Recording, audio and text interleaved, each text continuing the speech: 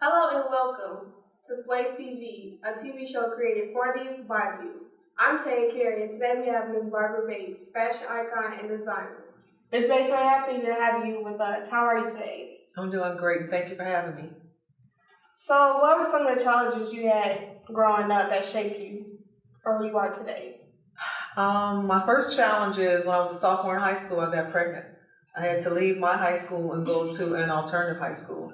And during the time that I was going to school, you couldn't come to school the way you can today and have a baby at lunchtime and then go to gym next period. You had to drop out of high school. So I was fortunate that there was one alternative school. I was able to go to that alternative school. I went back to my regular high school that September. I had accumulated enough credits at the high school where I went to have my baby that I was able to skip my junior year, and so I graduated a year ahead of time. Seeing that the fashion industry is so competitive, how did you get started? That's a really good question, and actually, I did not go to school for fashion design. I'm a self-taught fashion designer, but even in high school, I loved fashion. At the high school that I went to, we had something called the Sharpie Dance, and they picked the best dressed senior. Seeing that the fashion industry is so competitive, how did you get started? I got started working a 9-to-5 job, designing clothes for myself, and I would go to my job wearing the designs, and the girls at the bank would ask me, where did you get that from? And I would say, I designed it. So I started, meeting the girls in the bathroom on the 15th and the 31st, which are really important dates. That's payday, and I'd meet them in the bathroom, and I would take their measurements, and I would show them fabrics, and they would mimic the things that I was wearing. So I started designing out the bathroom at a bank, and then years later, I actually found a staff, and I started at what's known as Bates Designs today. In your previous response to the first question, you said you were a teen mom. How did that affect your life? I was a teen mom, and it was quite devastating at the time. Teen pregnancy was something that it's not accepted today, but it definitely wasn't accepted during that time. And having to leave my school and go to an alternative school was really difficult because there was only one alternative school, so I was really blessed. I had good grades, and they let me into the school.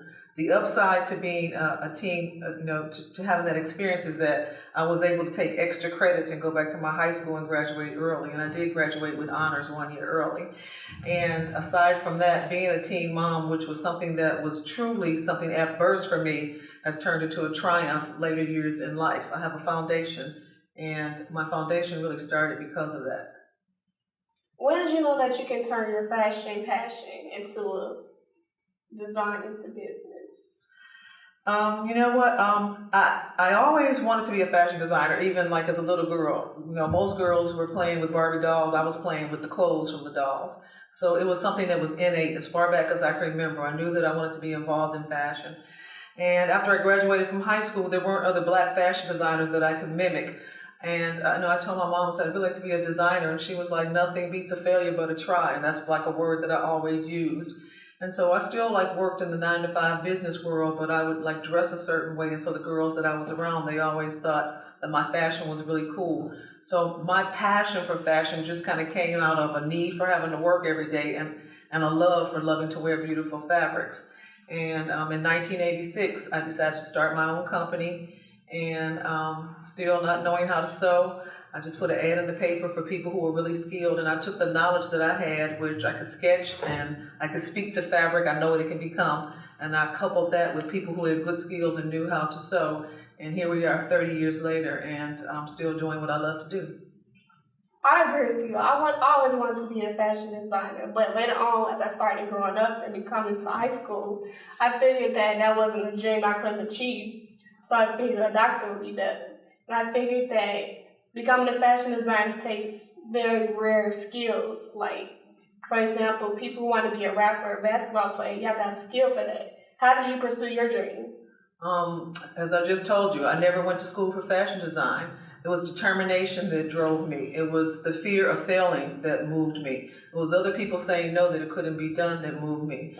And those were the things that propelled me to keep going, even though there weren't other well-known fashion designers, maybe one at the time, but I couldn't touch them, so I didn't think it was real. I didn't think it was tangible. So all I had to follow was just my desire to want to prove to the people around me that, yeah, I fell down, when I got pregnant, but there's something else in life for me, and I want to find out whatever that is. And so I grew up on the west side, and growing up on the west side, I wanted to find out what else was there, what else did life have to offer for me. So I always just tried to, keep my head focused on what it was I wanted to do. And it actually came quite easy for me. It came easy because I loved it so much. I was willing to sacrifice for it.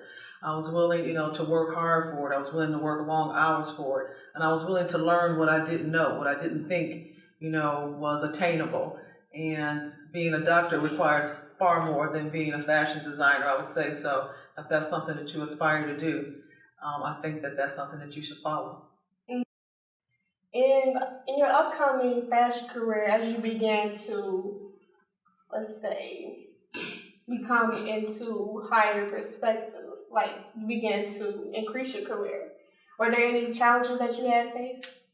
Yeah, there are always challenges. As we sit here today, you're probably like 15 years old, and you need to know that as beautiful as life probably seems for you today, that life always holds challenges, no matter how old you are, no matter how much money you have, no matter what color you are, no matter where you're from. One phone call can change the scope of your life. One accident can change who you are for forever. And I've had a lot of those situations in my life. My youngest son was actually sentenced to a 19-year prison sentence for a nonviolent low-level drug offense. I was recently diagnosed with breast cancer. Those are things that I have come out on this end, and I can smile and talk about them now. But when I sat in the midst of them, they were things that tore my heart apart, and I could feel what a broken heart felt like, because I could feel the blood actually leaking from my heart when my son was taken away to do a 19-year prison sentence. And what I decided to do was I decided to fight for him. I don't condone the use of drugs or the sale of drugs, but I do think that it's horrible the way our system takes African Americans and Latinos and they imprison them for terms that have nothing to do with the crime that they did. So I decided to fight for my son. I decided to let other people know that there are people that don't have a voice and we need to fight for them. And I held town hall meetings against mandatory minimum sentencing. And just 2 days ago, we have a wonderful law that the president just passed, and we have over 6,000 inmates that were sentenced under those laws that'll come home. And had I not been a breast cancer survivor, I would not be advocating, for education and breast cancer. And I do a wonderful fashion show every year, and all the models are breast cancer survivors, and we raise money for an inner city hospital. Because even though I went to prestigious Northwestern to receive my treatment, I believe that no matter who you are or how much money you have, that you should receive the same treatment and wonderful dignity when you're going through something like chemotherapy or radiation. So my adversities are things that I could have sat in a corner and pulled my hair out and cried and had a nervous breakdown, but my nervous breakdowns could only be for a few moments because I had to keep it moving. I totally agree with you. So with those challenges, how do they make you stronger? Strength just comes from, how you handle adversity. As I said, those are things that really break some people down. They were things that attempted to break me down, but instead I decided to take those challenges and turn them into things that could benefit other people. I've really been blessed, and so my blessings mean that I have to turn around and bless somebody else. So with every adversity that comes my way, I feel that it's up to me to turn it around and do something for somebody else. If I hadn't been a teen mom, then the foundation that I have today would not be in existence. And as of today, I've made over 500 custom prom dresses for inner city kids and 200 suits for young men that couldn't afford to go to prom. I don't think I would have thought of doing that if I hadn't been a teen mom myself. And it was a promise that I made to young girls who were teen moms who I went to speak to after my career began. And I told them, if you go back to school and you graduate, then that's my gift to you, making you a prom dress. And so that only came from being a teen mom, that adversity. I see being a teen mom affecting your life had a very big impact on your life. What advice do you have for other teen moms?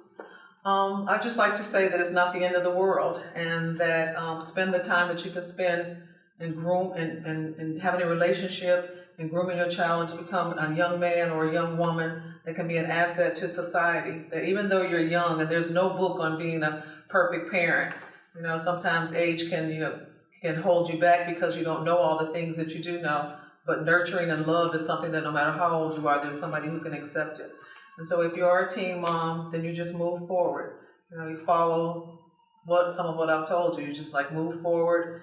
People know that you are willing to help yourself when they see you being strong, and so they're willing to help you as well. So move forward. So, well, thank you for coming. I really appreciate all the advice that you gave because that really helped a lot of people who watched it. Thank you for having me. I'm saying, thanks for watching Sway TV, a show created for the youth by the youth.